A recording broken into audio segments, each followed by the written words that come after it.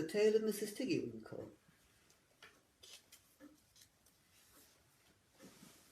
Once upon a time there was a little girl called Lucy who lived at a farm called Littletown. She was a good little girl, only she was always losing her pocket handkerchiefs. One day little Lucy came into the farmyard crying. Oh, she did cry so. I've lost my pocket hankin. 3 hankins and a penny. Have you seen them, Tabby Kitten? The kitten went on washing her white paws. So Lucy asked the speckled hen, Sally Henny Penny, have you found 3 pocket hankins? But the speckled hen ran into a barn clucking, I go barefoot, barefoot, barefoot. And then Lucy asked Cock Robin, sitting on a twig. Cock Robin looked sideways at Lucy with his bright black eye, and he flew over a stile and away. Lucy climbed upon the stile and looked up at the hill behind Littletown, a hill that goes up and up and up into the clouds as though it had no top. And a great way up the hillside she thought she saw some white things spread upon the grass. Lucy scrambled up the hill as fast as her stout legs would carry her. She ran along a steep pathway, up and up, until Littletown was right away down below, and she could have dropped a pebble down the chimney. Presently she came to a spring bubbling out from the hillside. Someone had stood a tin can upon a stone to catch the water, but the water was already running over, for the can was no bigger than an egg cup. And where the sand upon the path was wet, there were footmarks of a very small person. Lucy ran on and on. The path ended under a big rock. The grass was short and green, and there were clothes props cut from bracken stems, with lines of plaited rushes and a heap of tiny clothespins, but no pocket handkerchiefs. But there was something else, a door, straight into the hillside, and inside it someone was singing. Lily white and clean-o, with little frills between-o, smooth and hot, red rusty spot, never to be seen-o. Lucy knocked once, twice, and interrupted the song. A little frightened voice called out, Who's that? Lucy opened the door, and what do you think there was inside the hill? A nice clean kitchen with a flagged floor and wooden beams, just like any other farm kitchen. Only the ceiling was so low that Lucy's head nearly touched it, and the pots and pans were small, and so was everything there. There was a nice hot singy smell, and at the table, with an iron in her hand, stood a very stout, short person staring anxiously at Lucy. Her print gown was tucked up, and she was wearing a large apron over her striped petticoat. Her little black nose went sniffle, sniffle, snuffle, and her eyes went twinkle, twinkle. And underneath her cap, where Lucy had yellow curls, that little person had prickles. Who are you? Said Lucy. Have you seen my pocket hankins? The little person made a bob curtsy. Oh, yes, if you please'm. My name is Mrs. Tiggy-Winkle. Oh, yes, if you please'm. I'm an excellent clear starcher. And she took something out of a clothes basket and spread it on the ironing blanket. What's that thing? Said Lucy. That's not my pocket hankin. Oh, no, if you please'm. It's a little scarlet waistcoat belonging to Cock Robin. And she ironed it and folded it and put it on one side. Then she took something else off her clothes horse. That isn't my pinny, said Lucy. Oh, no, if you please'm. That's a damask tablecloth belonging to Jenny Wren. Look how it's stained with currant wine. It's very bad to wash, said Mrs. Tiggy-Winkle.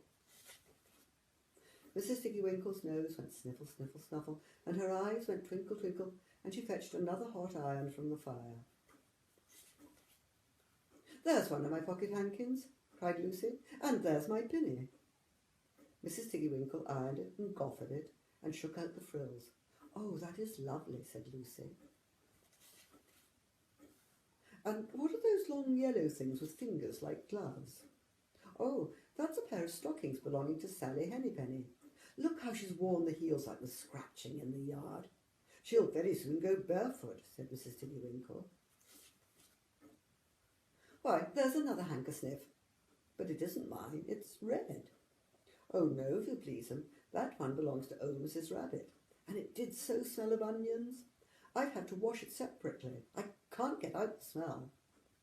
There's another one of mine, said Lucy. What are those funny little white things? That's a pair of mittens belonging to Tabby Kitten. I only have to iron them. She washes them herself. There's my last pocket hankin, said Lucy. And what are you dipping into the basin of starch? They're little dicky shirt fronts belonging to Tom Titmouse. Most terrible particular, said Mrs. Tiggy-Winkle. Now I've finished my ironing, I'm going to air some clothes. Oh, what are those dear soft fluffy things, said Lucy. Those are woolly coats belonging to the little lambs at Skeg Hill. Will their jackets take off? Asked Lucy. Oh, yes, if you please them. Look at the sheep mark on the shoulder. And there's one marked for gate scarf, and 3 that come from Littletown. They're always marked at washing, said Mrs. Tiggy-Winkle. And she hung up all sorts and sizes of clothes, small brown coats of mice, and one velvety black moleskin waistcoat, and a red tailcoat with no tail belonging to Squirrel Nutkin, and a very much shrunk blue jacket belonging to Peter Rabbit, and a petticoat, not marked, that had got lost in the washing. And at last the basket was empty. Then Mrs. Tiggy-Winkle made tea, a cup for herself and a cup for Lucy. They sat before the fire on a bench and looked sideways at one another. Mrs. Tiggy-Winkle's hand, holding the teacup, was very, very brown and very, very wrinkly with the soap suds. And all through her gown and her cap there were hairpins sticking wrong end out, so that Lucy didn't like to sit too near her. When they had finished tea, they tied up the clothes in bundles, and Lucy's pocket handkerchiefs were folded up inside her clean pinny and fastened with a silver safety pin. And then they made the fire with turf, and came out and locked the door and hid the key under the doorsill. Then away down the hill trotted Lucy and Mrs. Tiggy-Winkle with the bundle of clothes. All the way down the path, little animals came out of the fern to meet them. The very first that they met were Peter Rabbit and Benjamin Bunny. And she gave them their nice clean clothes, and all the little animals and birds were so very much obliged to dear Mrs. Tiggy-Winkle. So that at the bottom of the hill, when they came to the stile, there was nothing left to carry except Lucy's one little bundle. Lucy scrambled up the stile with the bundle in her hand, and then she turned to say good night and to thank the washerwoman. But what a very odd thing! Mrs. Tiggy-Winkle hadn't waited either for the thanks or for the washing bill. She was running up the hill. And where was her white frilled cap? And her shawl? And her gown? And her petticoat? And how small she'd grown, and how brown, and covered with prickles. Why, Mrs. Tiggy-Winkle was nothing but a hedgehog. Now, some people say that little Lucy had been asleep upon the stile, but then how could she have found 3 clean pocket hankins and a pinny pinned with a silver safety pin? And besides, I have seen the door into the back of the hill called Cat Bell's, and besides, I am very well acquainted with dear Mrs. Tiggy-Winkle. The end.